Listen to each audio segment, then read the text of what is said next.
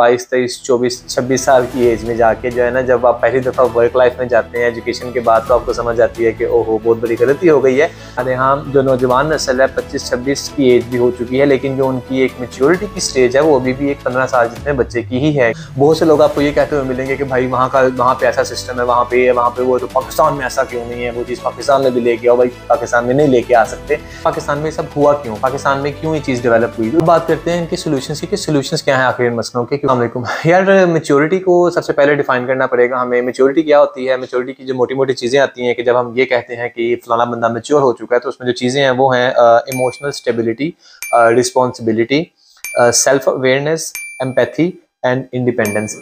मोटी मोटी डेफिनेशन इनकी ये है, वरना आप गूगल कर लीजिएगा कि इमोशनल स्टेबिलिटी का मतलब है ऐसे लोग कि जिनको अपने इमोशंस को कंट्रोल करना आता है। ये वो लोग होते हैं जो अपने इमोशंस में, अपने जज्बात में बिल्कुल बह नहीं जाते। मोस्टली ये लोग स्टेबल रहते हैं, ना बहुत ज़्यादा गुस्से में आते हैं, ना बहुत ज़्यादा खुशी में आपे से बाहर हो जाते हैं, ना बहुत ज़्यादा दुख में चले जाते हैं। मोर लेस ये स्टेबल रहते हैं।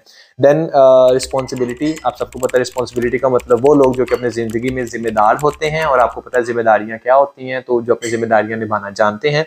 देन सेल्फ अवेयरनेस का मतलब ये है कि वो लोग जिनको अपनी स्ट्रेंथ्स और वीकनेसेस का पता है, जो कि अपनी पर्सनैलिटी को खुद से आइडेंटिफाई करना जानते हैं, और जो कि कंटिन्यूसली अपने आप को इम्प्रूव करने की तरफ जाते हैं। जिनको पता होता है कि पर्सनैलिटी जो है वो कैसे काम करती है, वो उस तरह से खुद को इम्प्रूव करते हैं। एम्पैथी का मतलब ये होता है कि वो लोग जो कि दूसरों के बारे में सिंपैथी रखते हैं। सिंपैथी से मुराद ये है कि जब आप ये सोचते हैं कि आपका ओपिनियन आपके लिए इंपॉर्टेंट है, तो जो अगला बंदा है उसका ओपिनियन उसके लिए इंपॉर्टेंट है। तो ये वो लोग हैं जो कि अगले बंदे की बात बड़े अच्छे से सुनना जानते हैं, एंड देन लॉजिकल बेसिस पे रिप्लाई करना जानते हैं। ये लोग जो है मतलब धुतकार नहीं देते दूसरे बंदे को डिफरेंस ऑफ ओपिनियन रखने के बेस पे। देन आते हैं इंडिपेंडेंस। इंडिपेंडेंस का मतलब यही है कि वो बंदा जो कि इंडिपेंडेंट है, अपने फैसले खुद लेना जानता है, अपनी जिंदगी खुद गुजारना जानता है, कि ये नहीं है कि जरा सा मसला आया तो डर के इधर उधर देख रहा है कि हाय कोई मेरी मदद कर दो। ये मोटे मोटे फैक्टर्स हैं जो कि एक इंसान को, जब किसी इंसान में ये चीज़ें मौजूद हों तो हम कह सकते हैं कि हाँ ये बंदा मैच्योर है। मुझे ऐसा लगता है कि 15 साल का जो एक इंसान है ना, उसकी ब्रेन डेवलपमेंट इतनी हो चुकी होती है, उसकी कॉग्निटिव एबिलिटी इतनी हो चुकी होती है कि वो इन सारे कॉन्सेप्ट्स को अच्छे से ग्रैब कर सकता है, समझ सकता है, मैच्योर हो सकता है।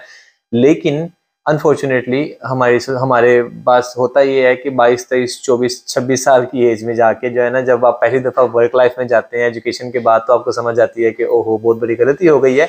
और अनफॉर्चुनेटली हमारे यहाँ जो नौजवान नस्ल है 25-26 की एज भी हो चुकी है, लेकिन जो उनकी एक मेच्योरिटी की स्टेज है वो अभी भी एक 15 साल जितने बच्चे की ही है। कि they are still not self aware, they are still not independent, they are still not responsible.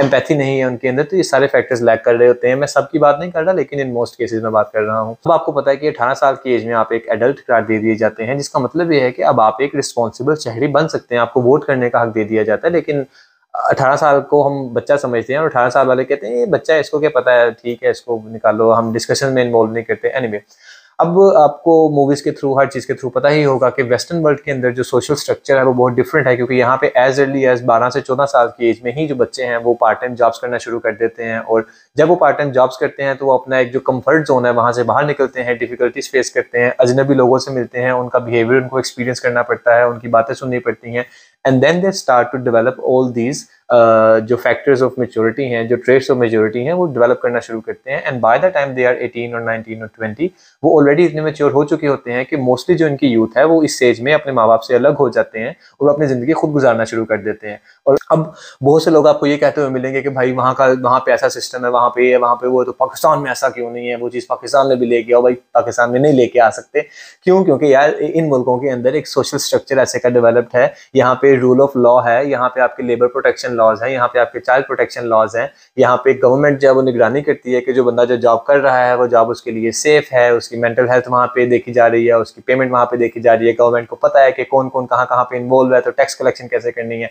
Pakistan में एक्सप्लॉयटेशन है, पाकिस्तान में गवर्नमेंट के पास कोई कंट्रोल नहीं है, रूल ऑफ लॉ नहीं है। पाकिस्तान में जो फाइनेंशियल क्राइसिस हमारे चल रहे हैं उसकी बेस पे जो एम्प्लॉयर्स हैं वो इतना अफोर्ड भी नहीं कर सकते कि हर किसी को अच्छी सैलरीज दे पाए, तो आप सेम सिस्टम अडॉप्ट नहीं कर पा सकते। यहाँ पे एक बहुत इंपॉर्टेंट पॉइंट है, वो ये कि हर किसी को काम करना जरूरी ही क्यों है, हर कोई क्यों जॉब करे, क्यों पैसा कमाए। क्योंकि पैसा कमाना तो एक फाइनेंशियल इंडिपेंडेंस होगी ना, तो बाकी के जो फैक्टर्स हैं वो कैसे कवर होंगे। तो ये एक अलग टॉपिक है, इसको फिर कभी कवर करूंगा। लेकिन ये है कि हम बाहर के सिस्टम को पाकिस्तान में नहीं लगा सकते, ये चीज़ क्लियर हो गई। अब हम बात करते हैं कि पाकिस्तान में सब हुआ क्यों, पाकिस्तान में क्यों ये चीज़ डेवलप हुई। तो इसमें रीज़न हमारा ऑफकोर्स कल्चर है और हमारे लवली पेरेंट्स हैं। अब मैं पेरेंट्स को ब्लेम नहीं करूंगा क्योंकि पेरेंट्स तो ज़ाहिर है बच्चों से प्यार करते हैं, तो प्यार करने के चक्कर में जो पेरेंट्स और हमारी फैमिलीज हैं उन्होंने हमें चिड़ियाघर का शेर बनाना शुरू कर दिया। वो इसलिए कि जब तक आप एजुकेशन ले रहे हो, नहीं बेटा आप पढ़ाई पे फोकस करो, आपने क्या करना है काम करके, नहीं बेटा ये, नहीं बेटा वो, तो उन्होंने नहीं बेटा करते करते जो है इवन हमारी शादियों में भी पेरेंट्स जो हमें सपोर्ट करते हैं कि ठीक है शादी भी करनी है तो चलो हम पैसे लगाते हैं आपके लिए सारे। फिर जब रियल लाइफ में जाते हैं, जब आपको असल में मसले जो हैं वो फेस करने पड़ते हैं by the age of let's say 26-27, तब आप पछताते हैं कि यार ये तो बड़ा मुश्किल हो रही है अब हमें, और फिर आप रोते हैं बैठ के। और आप ये सोचें कि अगर आप 26, 27, 28 साल की एज में मैच्योर हो रहे हैं, दैट मीन्स कि आपने, अगर आप लेट्स से कि हम 70, 75, 80 साल एवरेज एज लगाएं, तो आपने जिंदगी का 1/3 हिस्सा जो है वो ऑलरेडी गुजार दिया है। यार 1/3 हिस्सा गुजार के आपको अकल आनी है, इतना लेट है, तो ये चीज़ अच्छी नहीं है। मैं फिर कह दूं पेरेंट्स को या मैं सोसाइटी को या हमारे जो फैमिली सिस्टम है उसको ब्लेम नहीं करूंगा, क्योंकि चीज़ें एक तरह से डेवलप होती हैं, हम जैसे डेवलप हुई हो गई, हम उनको चेंज नहीं कर सकते थे। अब बात करते हैं इनके सोल्यूशंस की कि सोल्यूशंस क्या है आखिर इन मसलों के, क्योंकि जो हो चुका अब हम ठीक कैसे कर सकते हैं। सबसे पहले जो पेरेंट्स जो चीज़ कर सकते हैं, क्योंकि वहां से चीज़ सबसे पहले स्टार्ट होगी, वो ये है कि बच्चों को उनकी गलतियों की बुनियाद पर अकाउंटेबल ठहराना शुरू करें। कि बच्चे जहाँ गलती करते हैं वहाँ पे प्यार में आके, लाड में आके उनको माफ ना कर दें, उनकी गलतियों पर पर्दा डालने की कोशिश ना करें, बच्चों के साथ सख्ती करने की कोशिश करें। आपको पता होगा, आपको याद होगा कि पुराने जमाने में जब बादशाह ने अपने बेटे को तख्त देना होता था तो वो पहले कहता था कि 4 साल जाओ जंगलों में और जहां जहां जलालत करके आओ, सीख के आओ, फिर तख्त मिलेगा, एमी तख्त नहीं मिल जाएगा। लेकिन अब पेरेंट्स जो हैं उन्होंने लव को, प्यार करने को जो है ना ओवर केयरिंग बिहेवियर बना दिया है, तो वो एक अच्छी चीज नहीं है। लेकिन पेरेंट्स भी ये चीज तभी कर सकते हैं अगर उनको खुद भी इतनी समझ होगी, तो वरना पेरेंट्स नहीं कर सकते। उसके बाद यह है कि बच्चों को घर की जो इंपॉर्टेंट डिस्कशंस हैं उसमें इन्वॉल्व करने की कोशिश करें, उनका ओपिनियन लेने की कोशिश करें, ताकि जो उनकी थिंकिंग है वो डेवलप होना शुरू हो। और यहाँ पे दोनों को, बेटियों को भी बेटों को भी, जस्ट बेटों को नहीं, बेटियों को भी इन्वॉल्व करना शुरू करें। उन्होंने भी पूरी जिंदगी गुजारनी होती है, उनको भी हक है पूरा पूरा कि वो भी एक मैच्योर इंसान बन सके अपनी जिंदगी में। उसके बाद यह है कि बच्चों को लेके ओवर प्रोटेक्टिव या ओवर केयरिंग ना हो जाया करें, बच्चों को गलतियां करने दें, उन गलतियों की बेस पे बच्चे सीखेंगे। और फिर यह है कि फाइनेंशियल रिस्पॉन्सिबिलिटी जितनी जल्दी हो सकता है अपने बच्चों के कंधों पे डालें। अगर आपके बच्चे कमा नहीं सकते हैं, लेट्स से कि ज़ाहिर है वो जॉब वगैरह नहीं कर सकते जाके बाहर, क्योंकि जैसे मैंने कहा सिचुएशन ही ऐसी नहीं है, तो कम अज कम आप जो उनको मंथली पैसे दे रहे हैं उसका हिसाब रखना शुरू करें कि बेटा इतने ही मिलने हैं, इसमें आपने ऐसे ऐसे गुजारा करना है, ताकि बच्चे जो है वो डिफाइन कर पाए कि उन्होंने अपनी ज़रूरतें कैसे पूरी करनी है और अपनी ख्वाहिशें कैसे पूरी करनी है। आप उनकी ज़रूरतें तो प्रोवाइड कर रहे हैं, साथ साथ आप उनकी ख्वाहिशें भी उनको प्रोवाइड कर रहे हैं, तो ऐसे बच्चे मैच्योर तो नहीं होंगे जल्दी।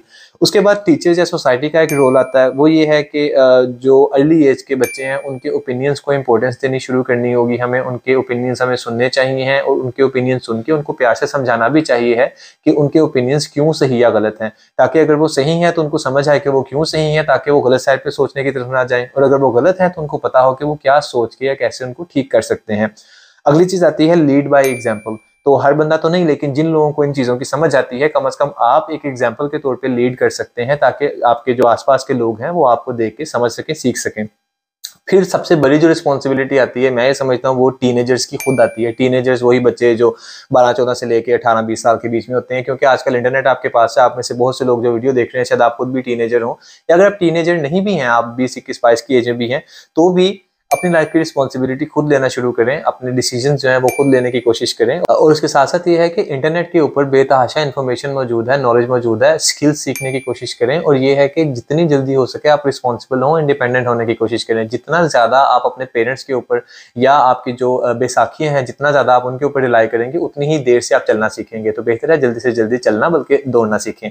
तो ये कुछ मेरे सोल्यूशन मेरे माइंड में थे। बाकी आप लोग जो देख रहे हैं, आप लोग भी लाजमी बताइएगा कि आपके माइंड में क्या सोल्यूशन हैं, कमेंट सेक्शन में शेयर कीजिएगा। और ये कि जिसको आपको लगता है कि किसी का वीडियो देखना जरूरी है, तो उनके साथ वीडियो भी लाजमी शेयर कीजिएगा। आप लोगों से अगली वीडियो मुलाकात होगी। अल्लाह हाफिज।